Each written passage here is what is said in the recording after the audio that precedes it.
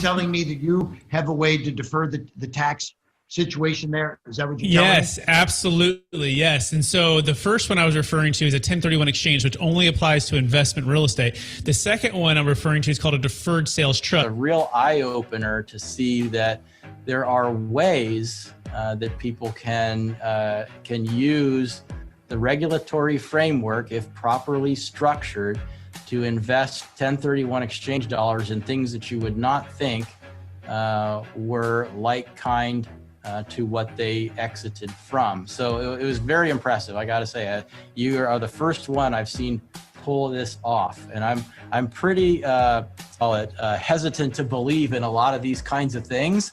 So it's a major feat for me to say, wow, this actually really worked, and it was really cool. 1031 is a way to shelter your income when you sell the thing.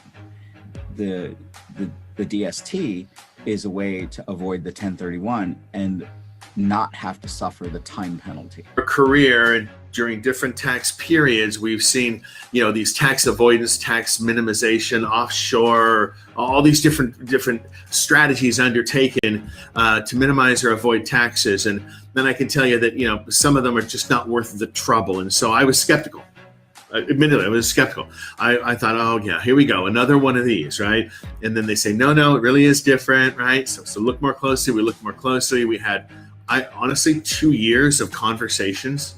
2 years. Now we were being due diligence at the same time that we were doing due diligence, but 2 years is a long time to be, sort of flirting with the idea of and getting to know the people and getting to really understand the transaction. Yeah, long story short, we got comfortable, although we are not tax attorneys, lawyers, or estate planning attorneys, that at least, from an investment perspective, that, it made sense to sell a highly appreciated asset, get liquid, hold that in this type of a deferred or installment sale type of instrument, and then just be in a position then to do the most important thing. I'm probably stealing your next question, which is time. They say, well, you can't make more time. You can. The deferred sales trust, in a way, allows you to lengthen the investment time horizon for those assets after getting liquid, but before having to feel the tax impact.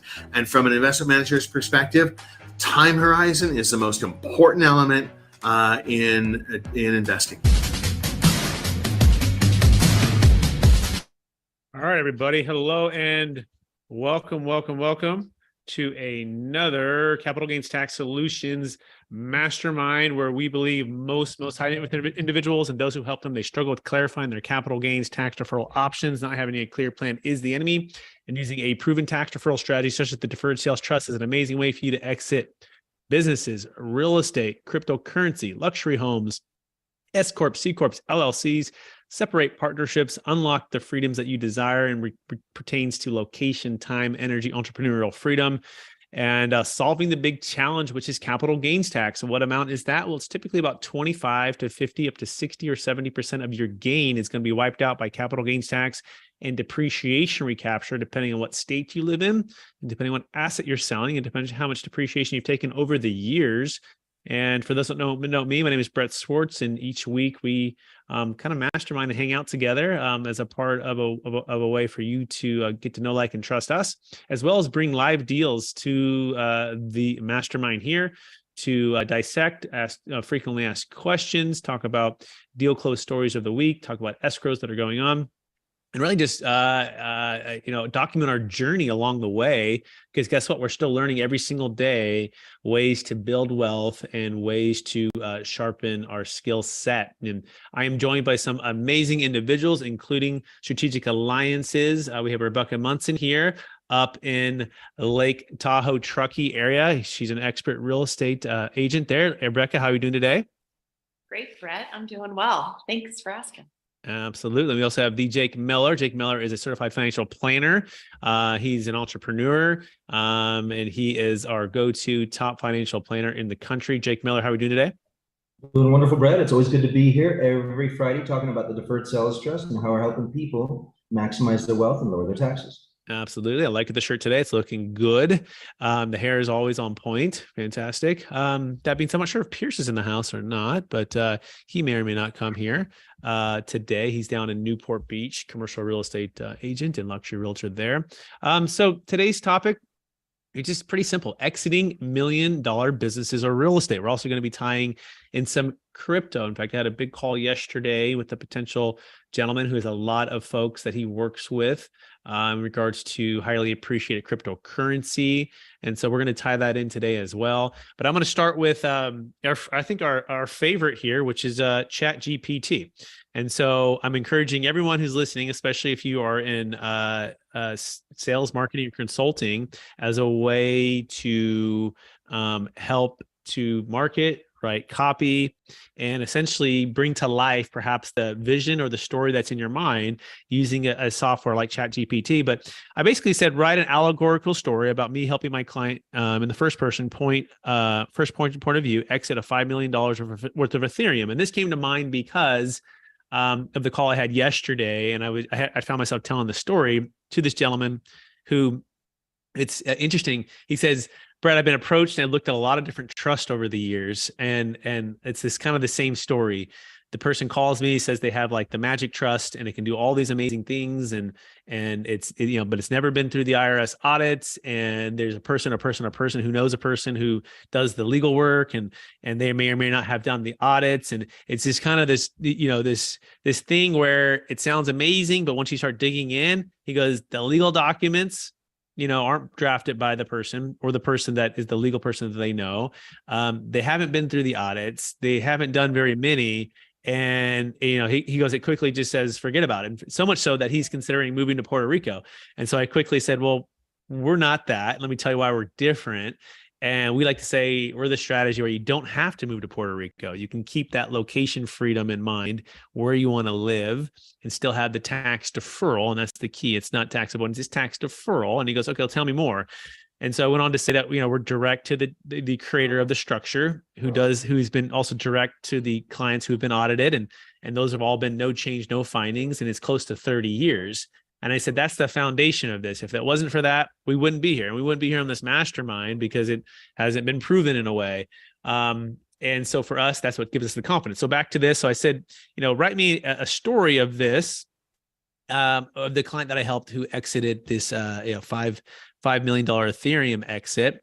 So I just kind of laid out some of the key facts. And so this is kind of the story. It says, in the pale light of a spring Saturday morning, and this is true, I was driving to Walnut Creek to do some insurance training course for a Saturday. And typically I'm not working on Saturdays, just hanging out with the family, but it's early in the morning and I get a call on the way there. And this particular client lives in the Oakland area, kind of the Oakland Hills.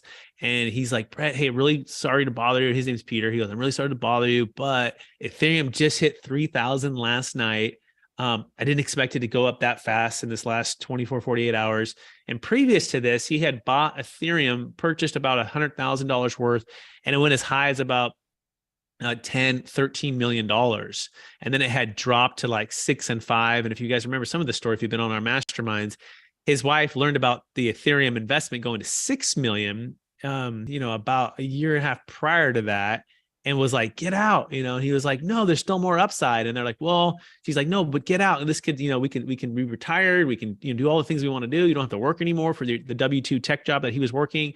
And he said, okay, we'll get out of some of it. So they kind of compromised in between. However, he said, I don't want to get hit with tax. He's like, I don't want to get hit with tax either. They're living in Taxifornia. So they're like, yeah, let's figure that out. And by the time they try to figure out a strategy, guess what? Ethereum had basically dropped and tanked. And at some point, I'm going to map out like the timing of all this. But I think there's 6 million at the time, dropped to something like 700,000, maybe like 1.2 million. So they're kind of crushed because 6 million is different than 1 million for them to be able to truly retire.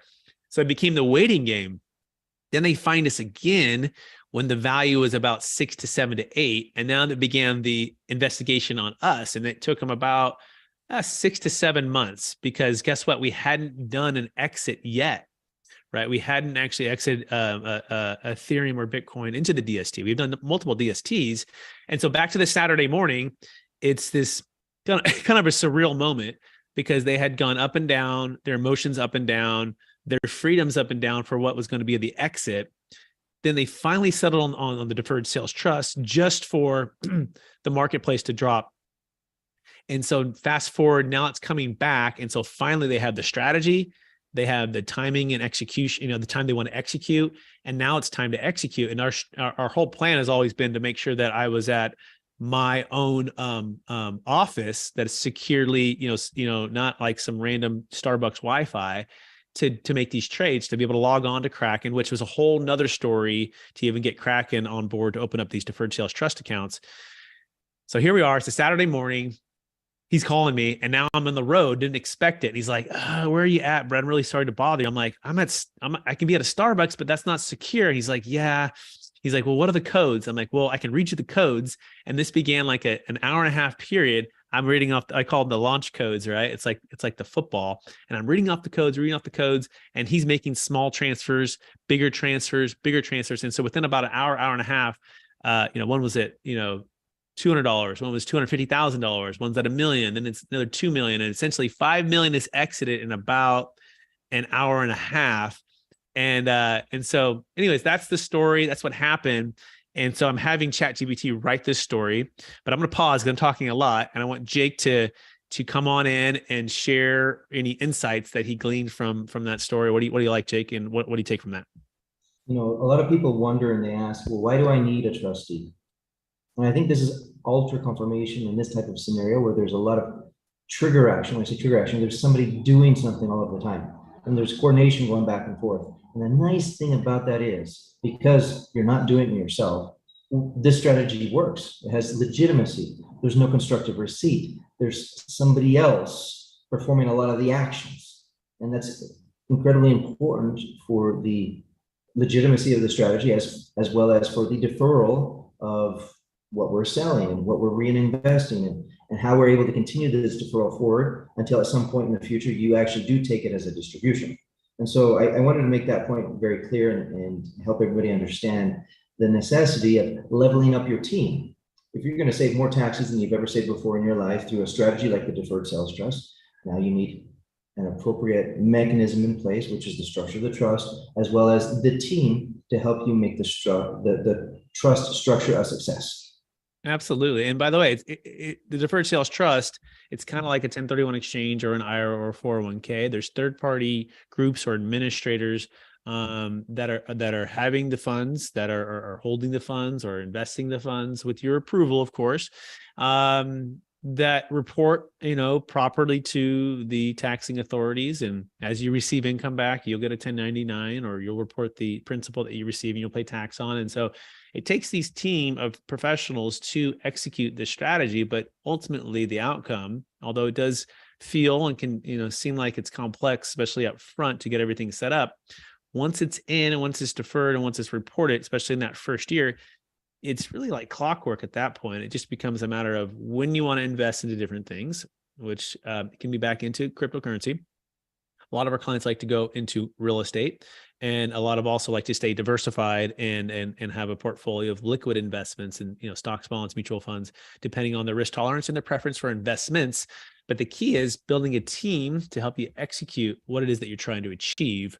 Our goal and one of our main focus is first understanding A, where you're at, your tax challenges, B, where you're trying to go, and then what strategy or strategies that we can implement to help you achieve the outcome, which is building more wealth and deferring more tax. And so, that is a good review of that. And Rebecca, I want to bring you in here because you're in luxury real estate up in Truckee, Tahoe area, and you see perhaps some clients that are living in these houses that are subject to huge capital gains tax, even their primary homes. We'll talk about the power of the deferred sales trust to give someone an opportunity to exit their high-end primary luxury home and defer tax and be able to have some freedoms of some cash flow from the trust. Yeah. So it's a great opportunity, certainly with anybody who's got, lots of capital, lots of equity in their home, what primary home, second home, even because the second home doesn't qualify for a 1031 typically if they haven't rented it out. But it's a great opportunity for people to exit, put the money in the deferred sales trust, be able to take some time, figure out what they want to do, maybe rent, maybe they have another home they can live in, maybe travel, and be able to then live on maybe the interest that's coming from the deferred sales trust, maybe take portions out of it, maybe partner with the deferred sales trust on some other investment opportunities. There's just so many possibilities. It's a pretty amazing tool. Yeah. I'm looking forward to getting to that point. We're about a little over a year away. So yeah, you're away from selling because you guys only build places and then you sell them for clients. But you'll build spec homes, you and your husband do, which is great. So you're about a year and away. How are things going? Are things easing up as far as supplies and cost, or do you feel like they're about the same as they were last year, Rebecca? So that's a great question. I get that asked to me a lot. As far as building goes, cost of lumber's gone down significantly, but the cost of labor has just continued to go up. There's just not enough people out there to do the job. So the cost of building is still expensive. Yeah. It's part of the challenge, but what's nice is when you do go to exit, you have an extra, if your Truckee's in California and half of Lake Tahoe is in California, you have an opportunity to defer that tax. On an investment property, 37 is the minimum, right? If you have depreciation recapture, it can be around 40% or even 45, depending on how long you've owned it. Yours, you're owning it less than, probably you're not taking a lot of depreciation. So you're probably around 37 would be the amount that you'll be able to defer. So let's do a scenario. Let's imagine you bought or built a house for $1 million. And let's just say you're going to sell it for $3 million. That's a $2 million gain. On that $2 million gain, you times that by 37%. You're looking at $370,000 per million. So that'd be 670. That'd be what, 730 about, or 740? I think I did the math right. So $740,000 is what we're talking about here, right? So if you're listening to this and you're looking at selling your home, or selling a property or a business or cryptocurrency, you want to understand that math that we just did. State, federal, and then it could be Obamacare tax could also apply as well, depending on what kind of asset you're selling. And that's when you want to identify that. We'll help you do that too. You can go to capitalgainstaxsolutions.com. You can download our free ebook, and we also can run that calculation with you. Here's the key. You got to have $1 million net proceeds, $1 million gain. That's very important. Jake, who else would this maybe not be for? If someone's listening to this, they're like, well, do I fit? Do I qualify? Talk about the qualifications and talk about who it might not be for.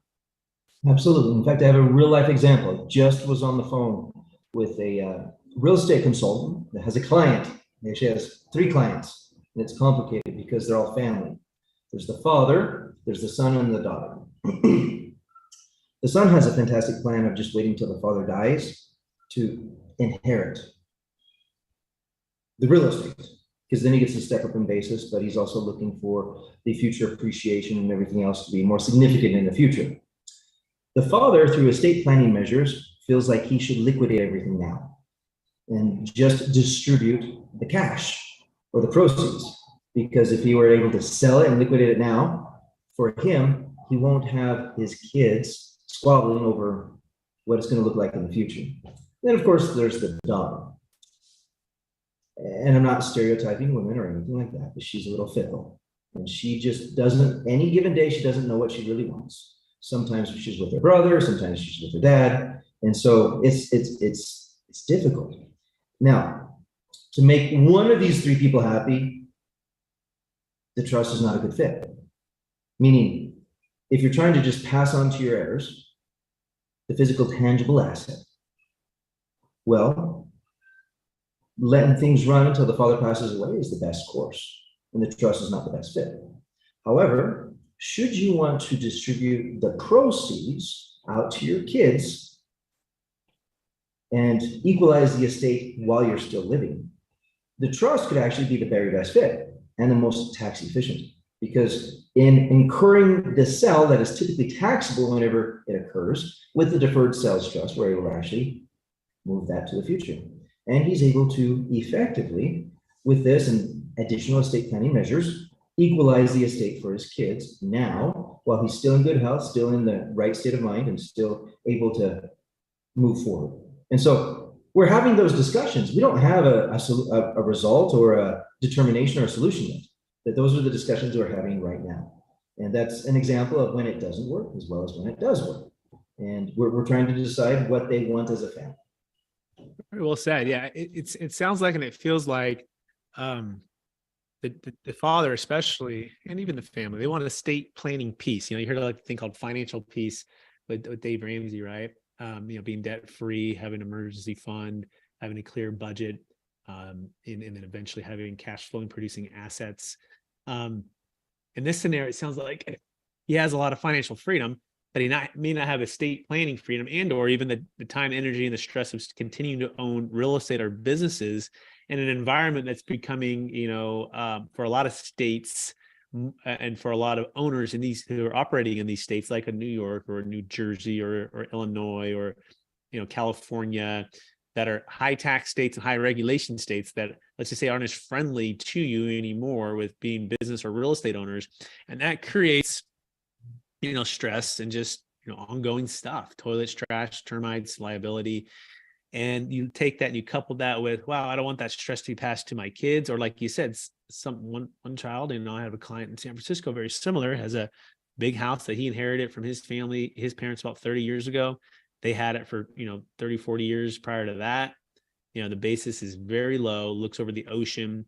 And, one daughter wants to do one thing, one son wants to do another, the third is somewhere in between, and the fourth really doesn't care. Right. And dad's like, and everyone's looking at dad, and dad's having to have these conversations over and over and over again. Well, guess what you could solve? You could just sell it today, defer the tax, invest and diversify the income stream.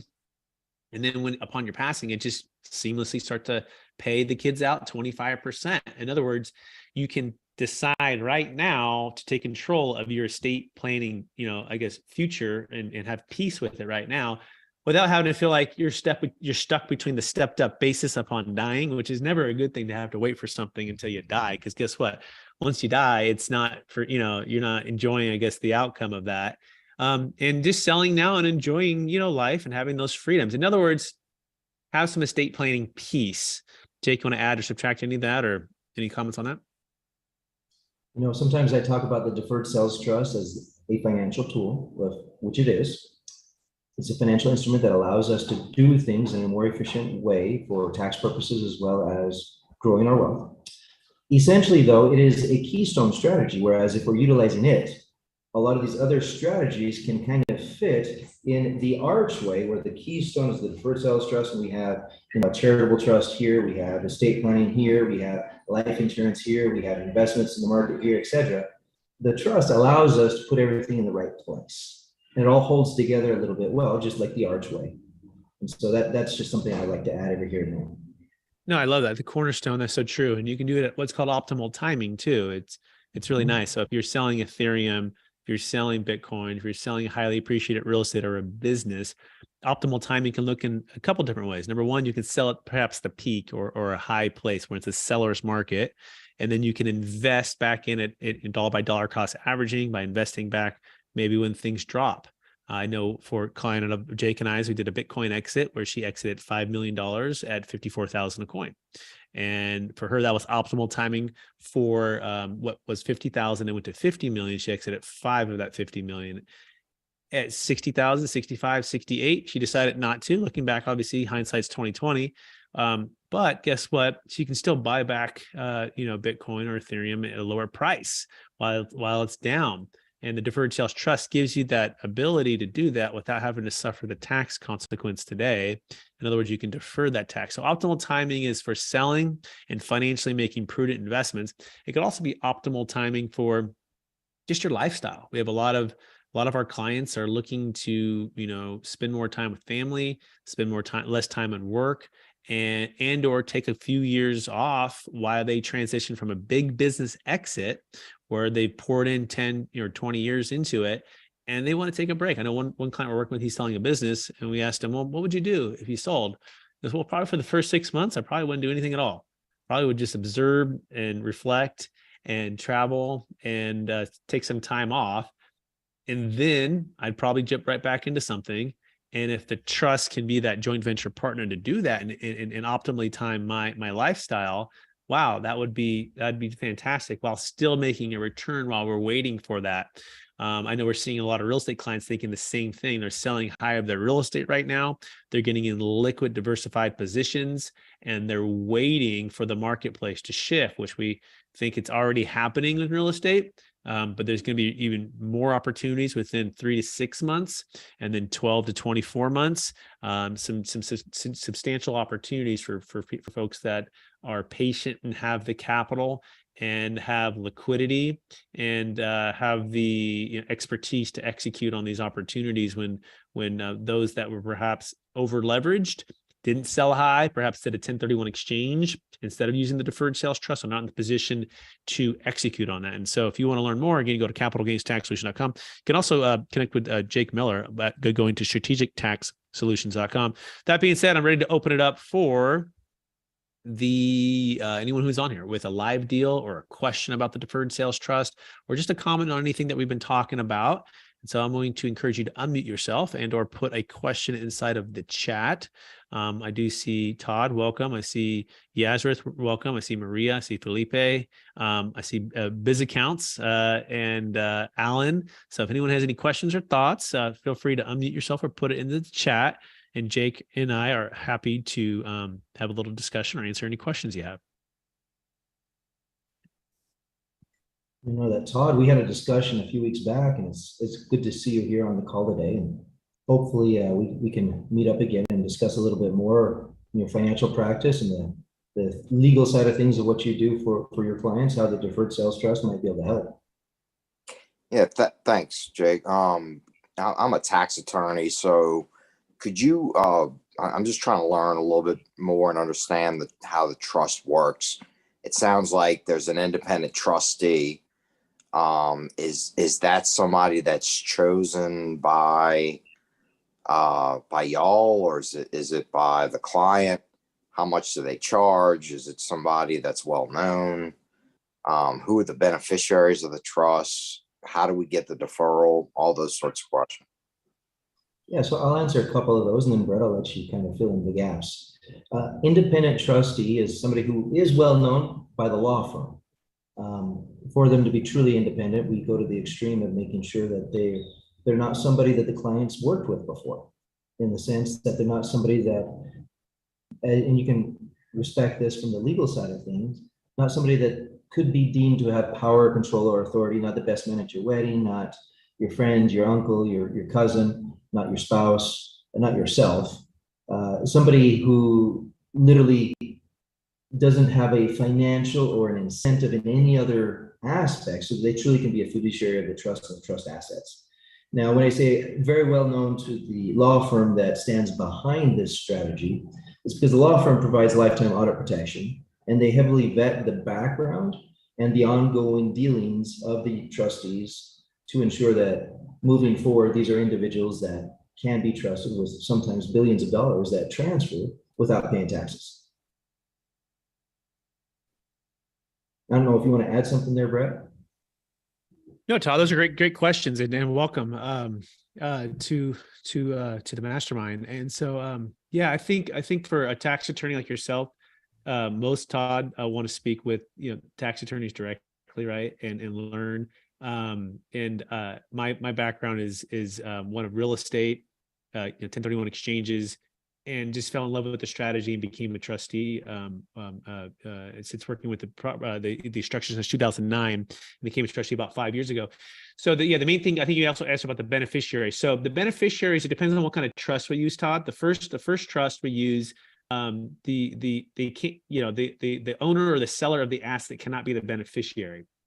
In fact, if they were, or the owner of it, they'd be selling it to themselves, and it therefore be taxable. And so the actual beneficiary, or it's not even really a beneficial interest the way we set it up. It's a business trust that doesn't have beneficiaries in the traditional sense, because this is not a contribution to a trust. It's actually a sale to a third-party trust, a business trust, of which what you're doing, the seller is loaning the funds to the trust in exchange for a promissory and paying back over time. And so it's actually a shareholder, and the shareholder is actually my company, Capital Gains Tax Solutions. We're the sole shareholder. Now, these individual trusts are never commingled in business accounts. They're never in personal accounts. Of course, they're never any other trust accounts. So this is not like a pooled investment. They're single entity trusts that only do business with the seller of the asset. And if there's married, their spouse. And all the money's owed back to them. And so they're secured lender that has loaned the money to the trust in exchange for the promissory note, not the beneficiary of the trust, nor the owner of the trust, because that'd be taxable. So that's the first DST. Now there's a DST 2.0 that the beneficiaries, the way they can be structured can be the children. And it might be something you've maybe used before, but no charity is required. And this also eliminates the asset outside of the taxable estate.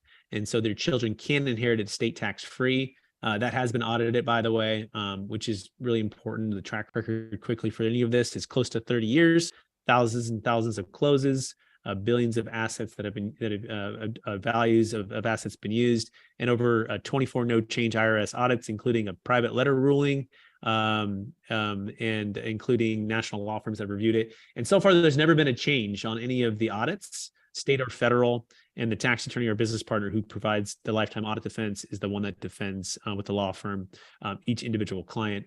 And so the cost, I think you mentioned that.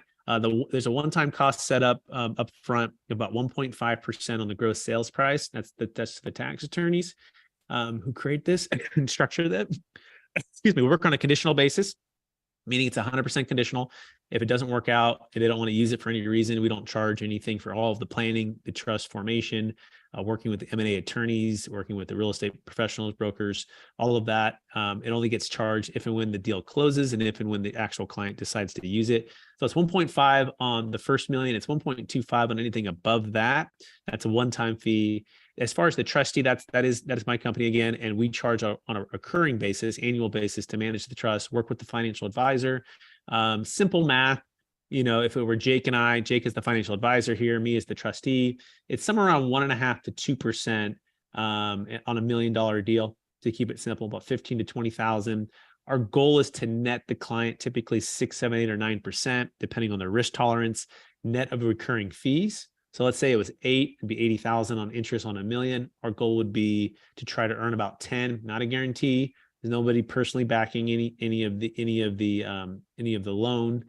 We do want to make investments that are prudent based upon their risk tolerance. And our goal over a 10-year period is to earn about 10 on average per year, to net about 8.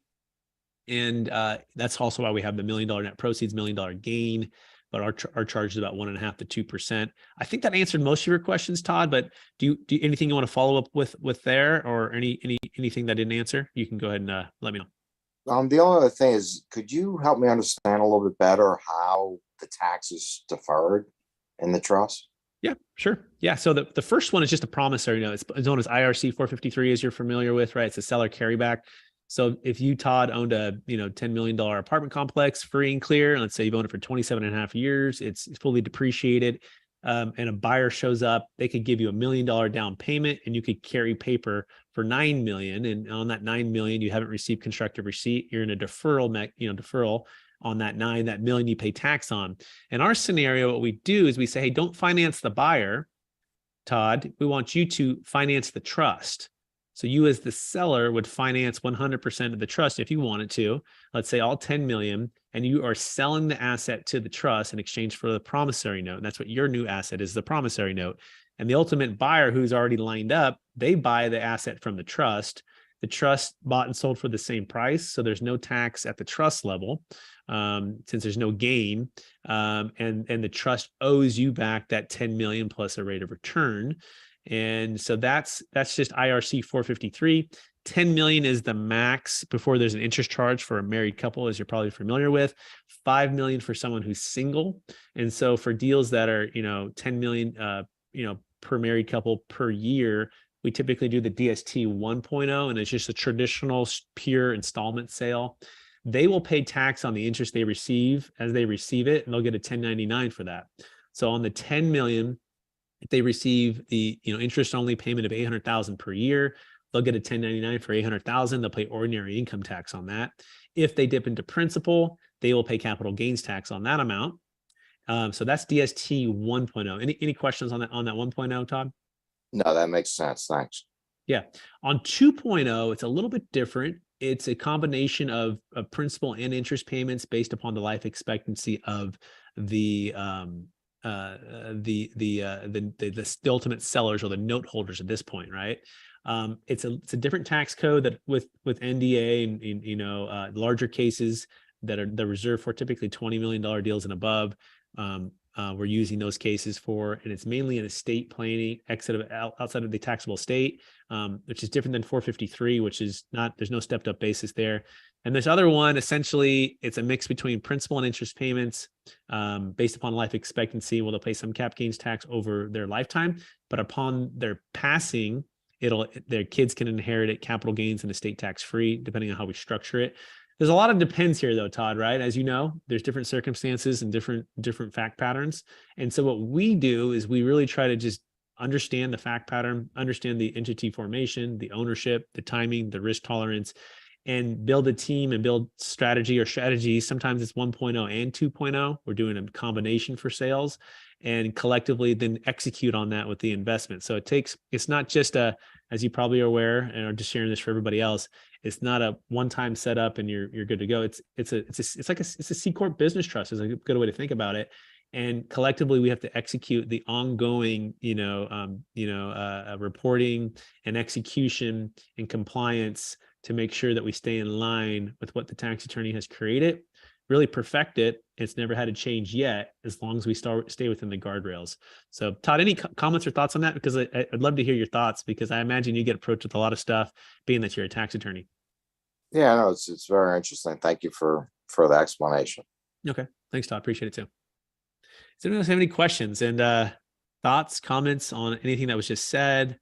I'll encourage, we have Biz Accounts, we have Felipe, Maria, even Rebecca. You can jump back in and say hi, and what's your thought of or questions or thoughts on that.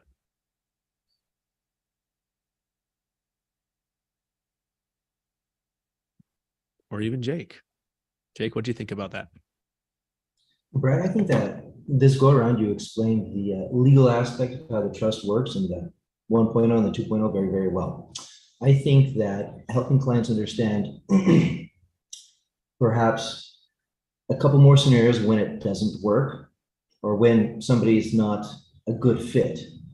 And we talked about the scenario where, based on the death of the owner, step up in basis to the heirs or the kids, that's perhaps, one of those times that it just doesn't work, or it's not the most efficient tool if the desire is to pass on a thing rather than selling that thing first.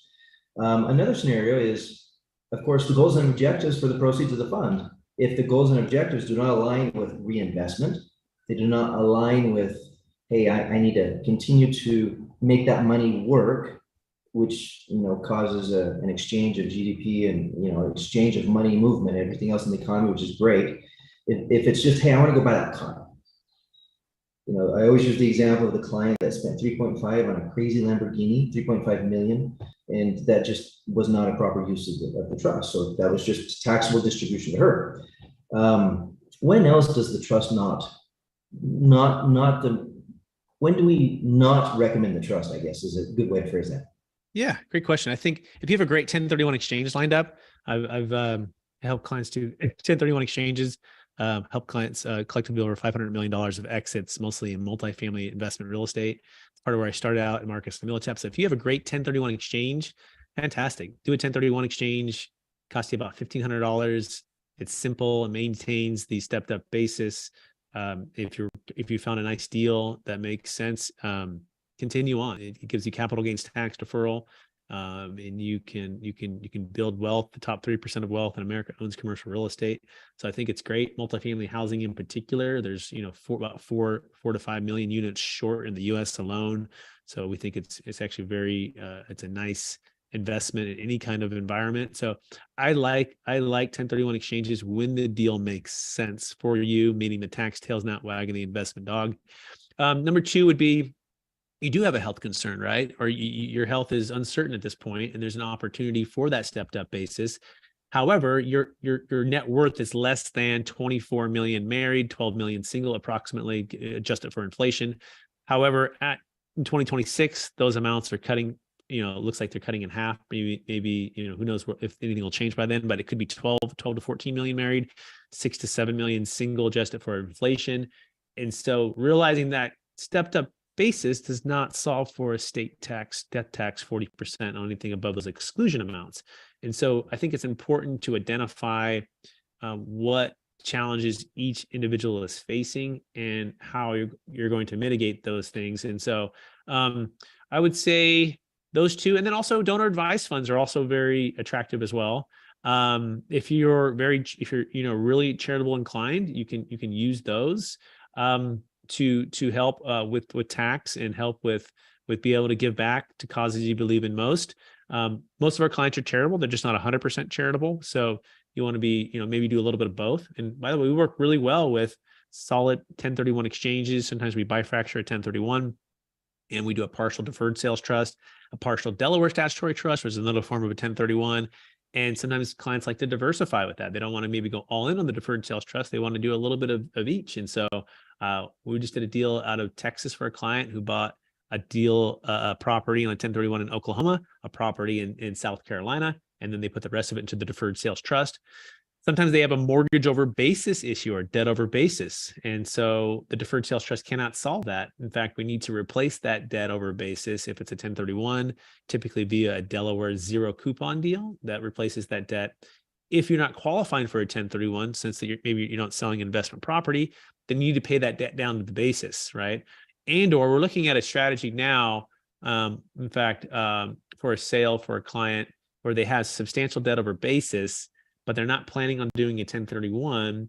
And so what we're looking at, and we'll maybe talk about this next week in detail, but essentially them going into the deferred sales trust, closing even though they have debt over basis, but then turning around in the same calendar year, which is 2023 right now, and buying enough real estate with the new depreciation schedule, using the joint venture LLC structure that we do with the trust to establish not only new basis, a fresh basis there, but then cost seg that to create a paper loss to offset the what would have been the debt over basis tax. And so that's a bit complicated and kind of intricate. And I'm curious to see how this one turns out. We haven't quite done it in this order yet, but that is also, some of the things that we'll look at. So the answer, Jake, is it all depends. It all depends, and we'll be the first one to tell you it's not a great fit. Either your deal is too small, or you want too much control, or you want too much, spending on your own personal primary home or something like that. That's also, again, why we work on a conditional basis. For any reason you don't want to use the trust, you don't pay us anything, right? And we'll do all of the planning, do all of the underwriting, do all of the, give you the options and let you decide. So, Jake, does that answer the question? It does, and I think that's very helpful for some of the replay. We have some individuals that are actually commenting in the chat asking if we can send them this Zoom recording. I was going to mention, it looks like I forgot to hit the send button, but the replay of this will be found on both of our YouTube channels as well as my LinkedIn. And so that's going to be available for everybody. Absolutely. And then what are those YouTube channels for Jake Meller? What are they? And then I'll tell you mine. Mine is Meller Financial on YouTube. If you just go in for Meller Financial, you have a channel there where all of these are replayed. Go ahead, Brett. Perfect. Yeah, and then mine is Capital Gains Tax Solutions on YouTube. So it's Capital Gains Tax Solutions. You can also go to capitalgainstaxsolutions.com. And by the way, Jake, the book just came out, right? Building a Capital Gains Tax Exit Plan. We call it the proven playbook to unlocking your ideal wealth plan for yourself or for your clients. We do have Jake in the book as a chapter. We also have Kevin Harrington from Shark Tank in the book, and I've got a few chapters as well. You can check that on Amazon. It's called Building a Capital Gains Tax Exit Plan. Go to Amazon, pick up your copy today. That being said, does anyone else have any more questions for us on this Friday before we encourage you to have a great, great weekend?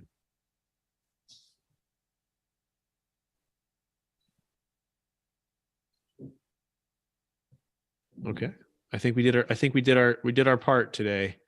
Jake, we did our part. So very good. Well, thank you. Thank you everyone for being here today. And of course, if you want more information, both Brett and I have some websites.